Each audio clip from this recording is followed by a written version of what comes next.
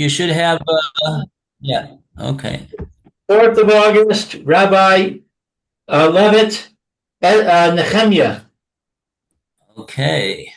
Now, have you talked to Phil? No. Rabbi? Have you talked to Phil? No. No.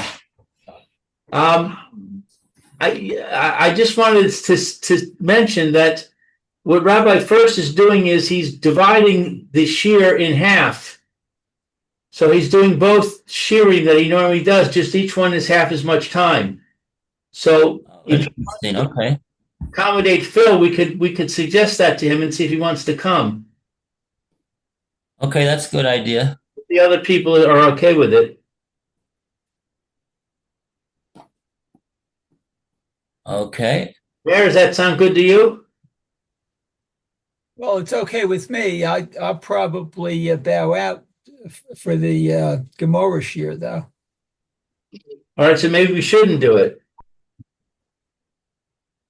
Because I have the Gemara year with Rabbi Fairman. Right? Is he teaching during the Holomoid? I think he is. Not the Holomoid, the Dana's Monday. Ben Ismanim. You know what time he's teaching? He usually teaches from 12 to 12:45. Right. Okay, maybe we should stick with what we have then, so we don't lose Mayor. Okay. Right. We don't lose Mayor. He's our resident Cohen. Uh-huh. We need a Cohen. Yes. Always need a Cohen. Did you do Birkas Kohanim on Tisha B'Av? Yeah, at Mincha time. Which mincha? Mincha Katana or Mincha Gedola? Well, I didn't stay for the 120 Mincha. I went to the one at 7 o'clock. Oh, okay. Yeah.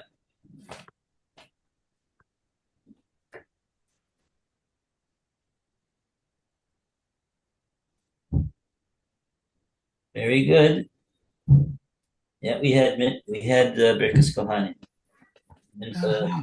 late Mincha Katana.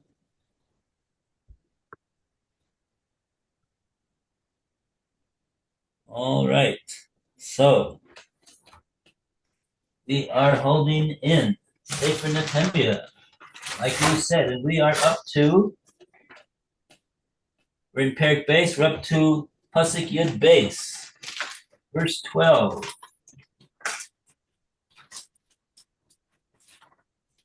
Oh, Baruch Hashem. We got a little bit of peace and quiet. I guess they went on the drillers went on a coffee break. 11 o'clock coffee break.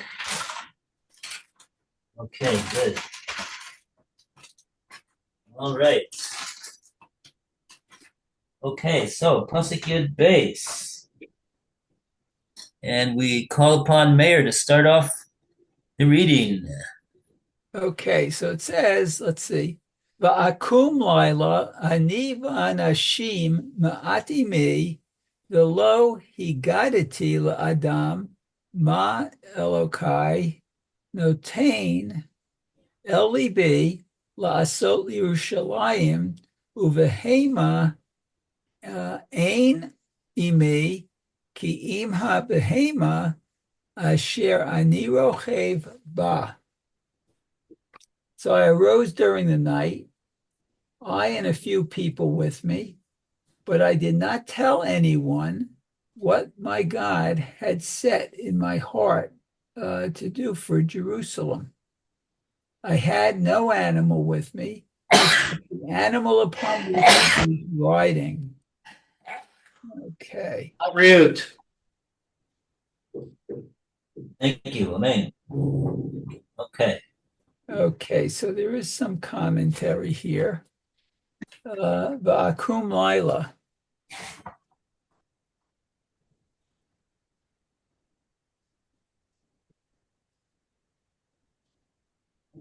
Okay, so it says, I arose during the night.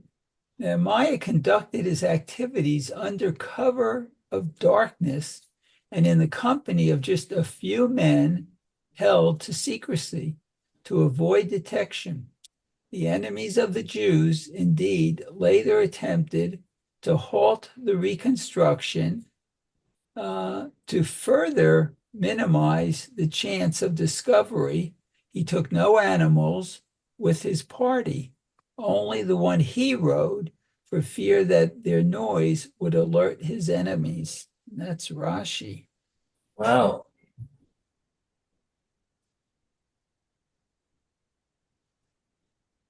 Okay. Interesting. So even though he has the king's uh, letter and he's got full permission from the king, but he's still worried about the enemies of the Jews, and so therefore he's doing his activities undercover, under cover of darkness, in the middle of the night.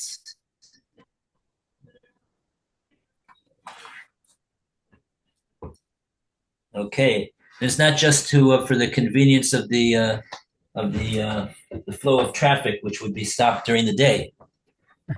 He's doing it so he won't be detected. Okay. Remember what he's doing over here. He's the base of Mikdash is rebuilt, but we're talking about the protective walls of the city and the gates. So that's what he seems to be involved in over here.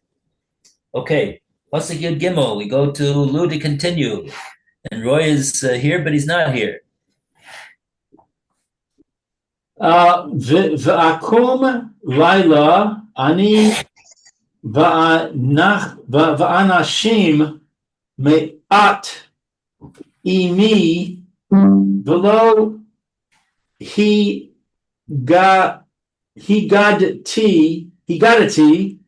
la'adam ma elokai nosein el b'ni libi la'sos Lirushalayim uvehema ein imi ki im habehema asher ani rochev ba.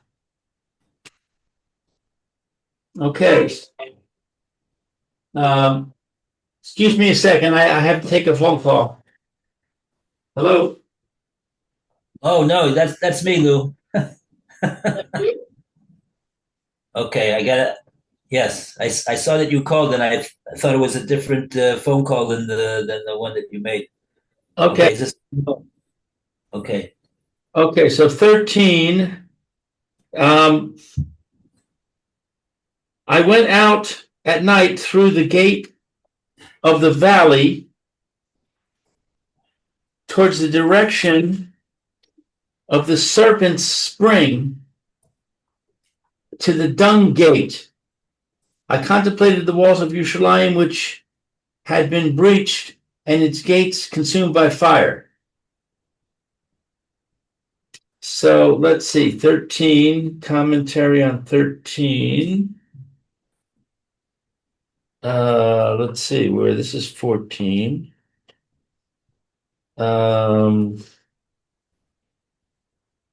Here's 13. I went out accompanied by my companions, according to Rashi, through the gate of the valley.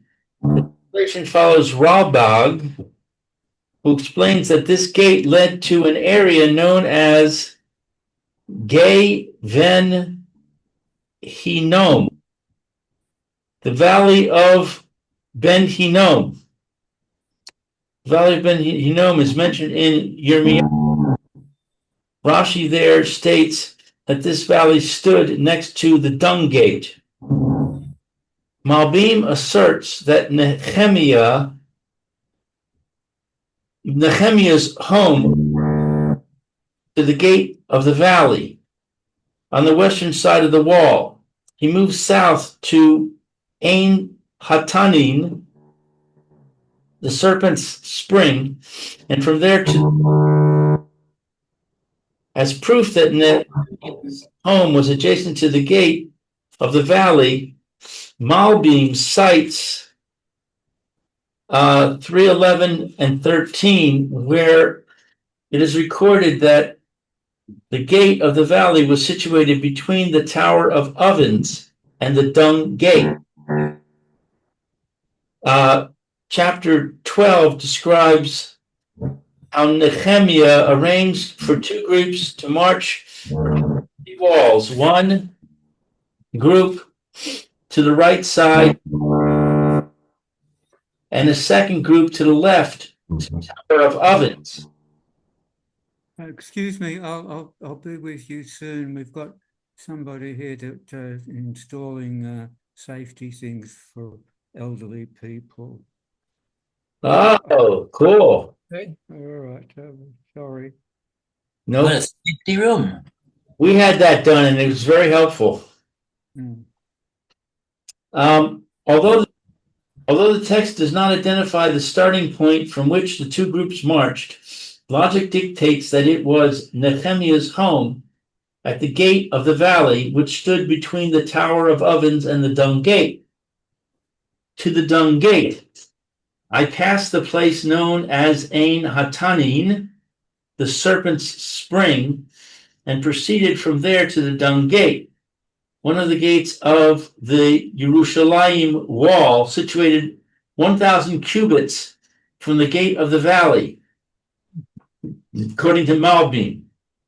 The city's garbage was carried out through the Dung Gate, which led to the area used as the refuse heap, according to Ralbag. Although identical in name, Shar HaShifot,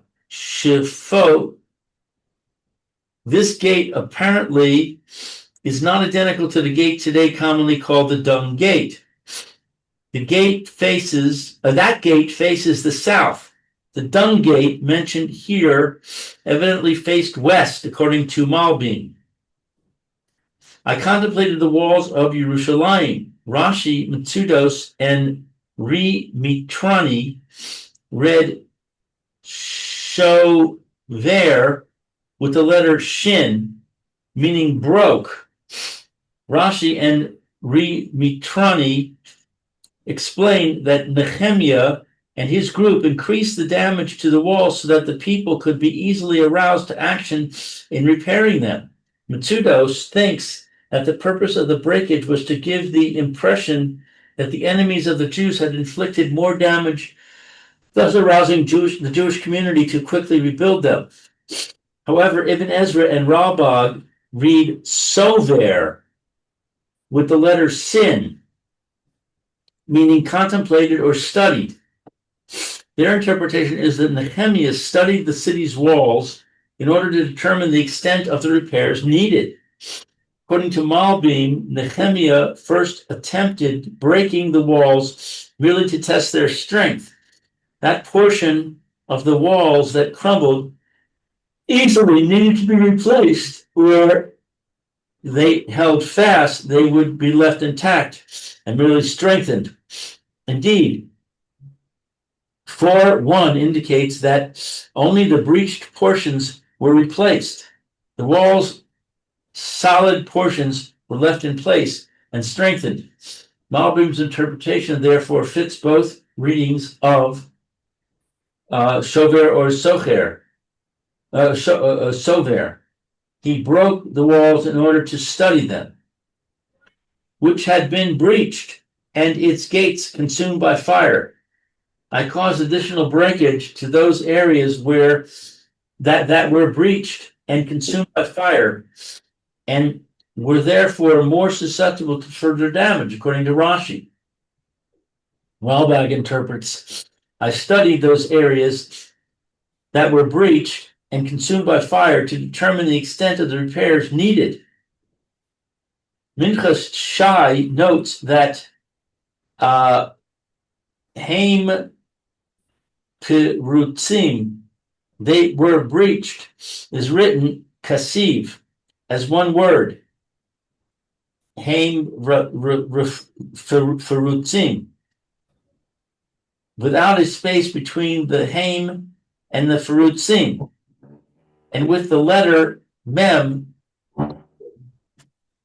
as normally in the middle of the word, but it is read Kari separately, Haim Perutzim, space between the Haim and the Perutzim, and with the closed Mem used in the end of the word.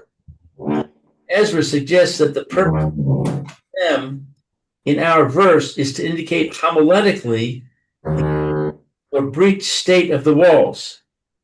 Ibn Ezra cites a similar case of combined words in Shmos. See Rashi there. Oh. A lot of discussion about these walls. Yeah. Interesting that we needed Nehemia to come and take care of this job. I would think you'd just hire a contractor, a kablan. Yeah. It's no simple matter to build the walls of Yerushalayim. It's interesting that Nehemia had the skills. Yeah. Yeah, right. Right.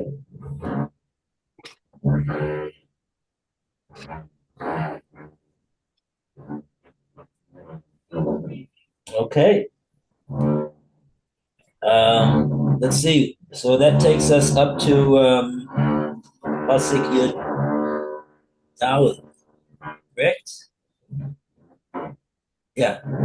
Pasik Yud Dalet. There. Okay. It says, Va'evor El Sha'ar Ha'ayin Be'el Brechat HaMelech V'ein Makom L'Behema La'avor Guy. So I passed onto the spring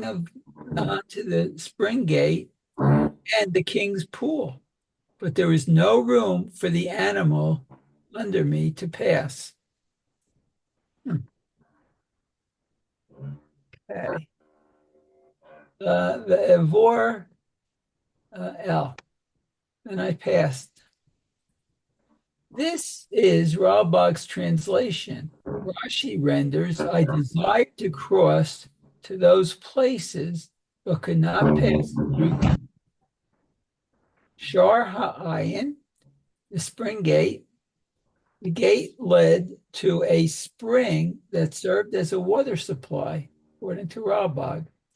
Malbim placed the spring gate to the south of the dung gate, based on Pasuk, on chapter 3, Pasuk 15.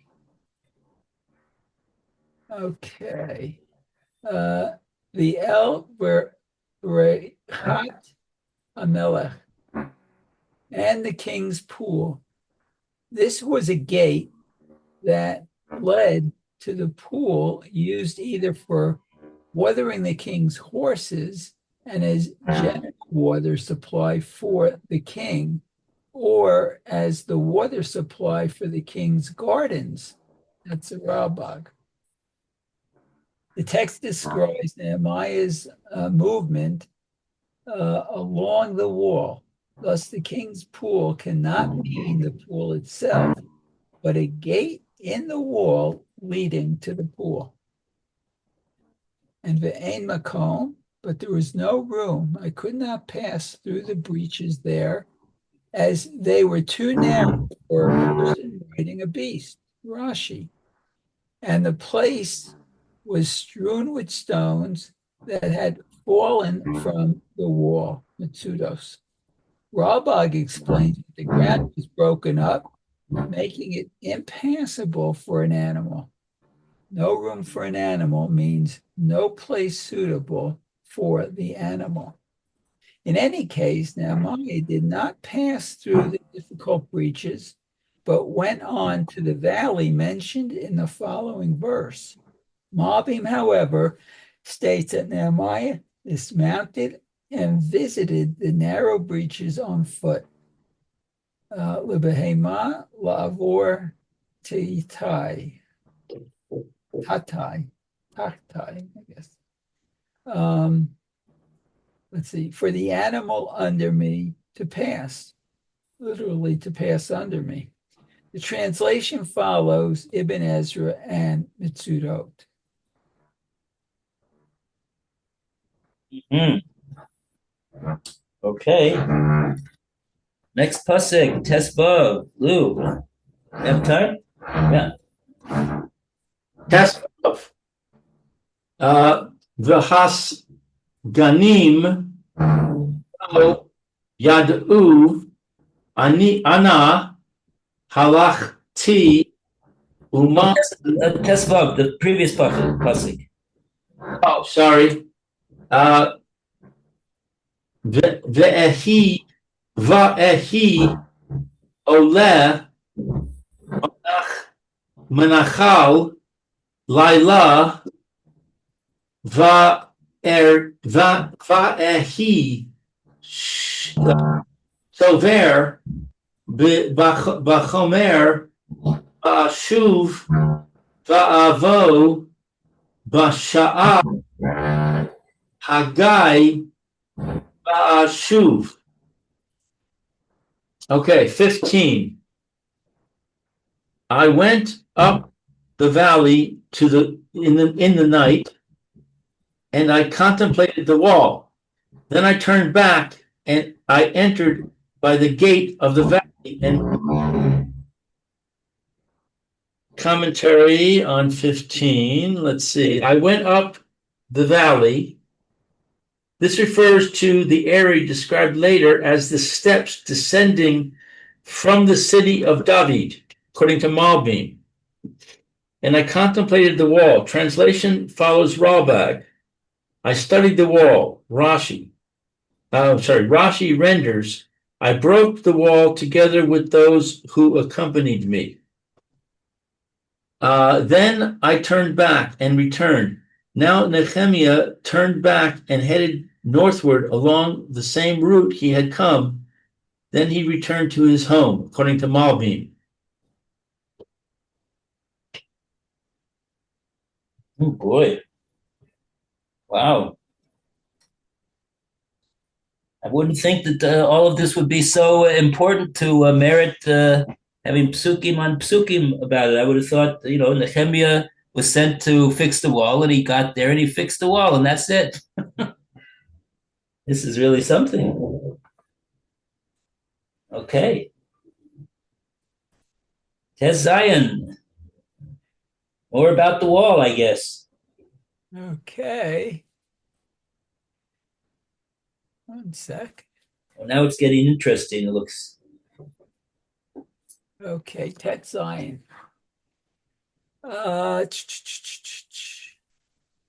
It says,